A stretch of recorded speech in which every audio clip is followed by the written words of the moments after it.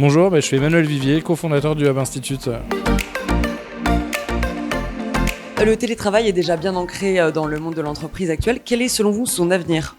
Alors déjà dans le présent il est ancré plus ou moins, dans beaucoup d'entreprises c'est déjà le cas, dans d'autres on sent que des fois c'est un peu la résistance, on essaie de revenir en arrière dans certains cas.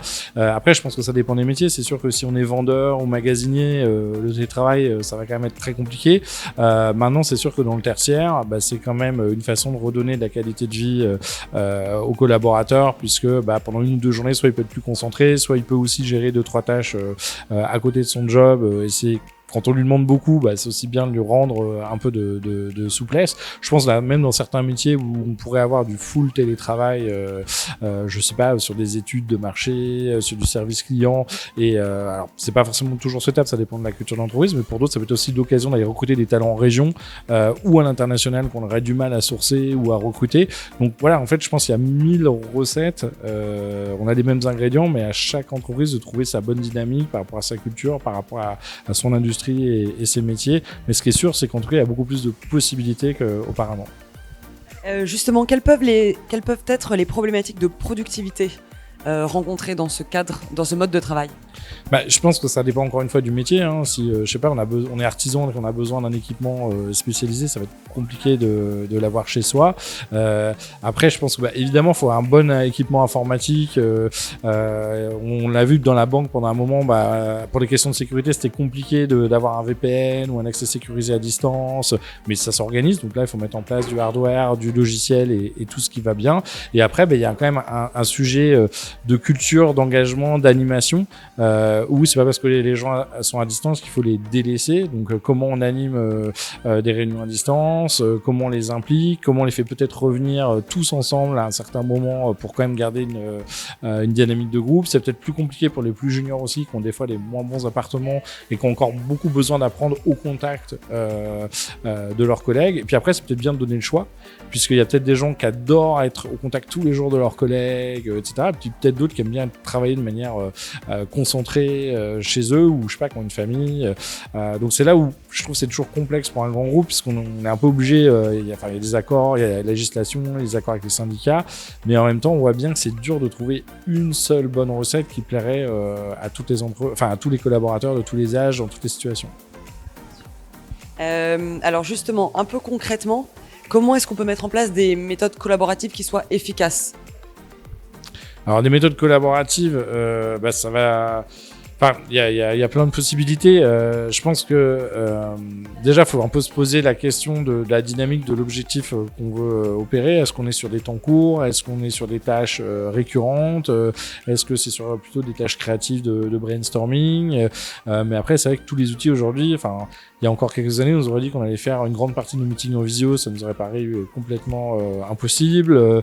On voit bien que avant on faisait beaucoup de voyages internationaux dans certains grands groupes pour juste un meeting.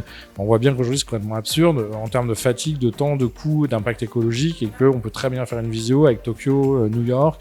Ça se passe très bien. Après, si on se voit jamais dans l'année, effectivement, la collaboration physique peut aider, mais on peut très bien l'organiser sur des sessions, des séminaires plus rapprochés. Et à l'inverse, on voit des nouvelles générations de startups. On peut avoir un développeur aux États-Unis, un graphiste à Bali, un troisième à Paris, et ça fonctionne dès le premier jour de cette manière-là. Donc encore une fois, il y a, je pense, des collaborateurs qui seront attirés par ce type d'organisation, d'autres qui vont détester, qui préféraient être au quotidien, tous les jours en collectif physique. Est-ce que vous connaissez justement, donc vous avez parlé de se retrouver un petit peu dans d'autres cadres, est-ce que vous connaissez le système Workation ? Alors Workation, c'est quand on peut partir dans un autre bureau pendant un mois, quelque chose comme ça. Ça vient du Canada, et donc l'idée c'est de réunir des gens dans un système qui sera entre les vacances et le travail, donc les faire se retrouver dans un lieu sympa, au soleil, et ils travaillent en même temps dans ce lieu-là, et en même temps ça leur permet de se retrouver dans l'entreprise. Qu'est-ce que vous en pensez ? Alors, tu vas à la plage, mais tu peux pas y aller, et t'es dans l'open space à côté. Non, je pense qu'en tout cas, il faut tester les choses déjà. Je pense qu'il y a des gens qui ont peut-être un nouveau rapport au travail et que c'est pas forcément la nouvelle génération. Je pense que la société au global, notre rapport au travail est en train d'évoluer et je pense que déjà sortir du cadre, changer un peu le quotidien, la routine de temps à autre, ça peut pas faire de mal. On voit bien l'importance déjà de faire un séminaire, une retraite, je sais pas, avec les collaborateurs. Donc demain, pourquoi pas leur proposer, je crois que c'est Publicis qui propose de pouvoir bosser 1 mois et demi dans l'année dans un autre bureau dans le monde. Donc là, c'est finalement, ça va peut-être les inspirer, ils vont voir d'autres pratiques, d'autres nouveautés, parler d'autres langues, ils utilisent la puissance de leur réseau pour pouvoir, voilà, donc ça c'est une opportunité. Pourquoi pas demain se dire, on peut se mettre au vert pendant 1 mois avec les collaborateurs. Bon, je pense que ça marche quand même plus avec des gens qui n'ont pas de famille, qui sont, qui n'ont pas la nécessité de rentrer le soir ou avoir le ou la conjointe qui va râler, mais pour les jeunes, ouais, ça peut être très motivant.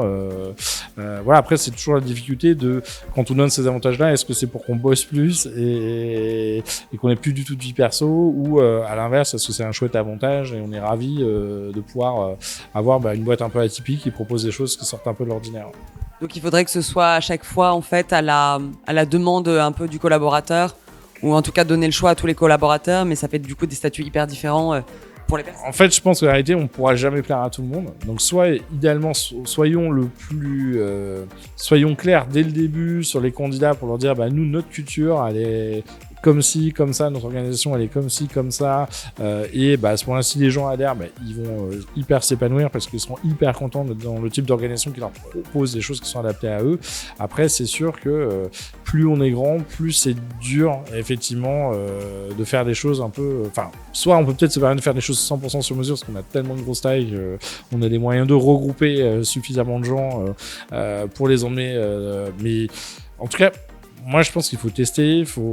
C'est sûr que si on reste en statu quo et qu'on change rien, oui, les gens, je suis pas sûr, que soient très attirés par l'ancienne organisation du travail de 9h à 18h dans un cubicle à la Défense, quoi. Très bien, c'est bon pour moi. Merci beaucoup d'avoir répondu à nos questions.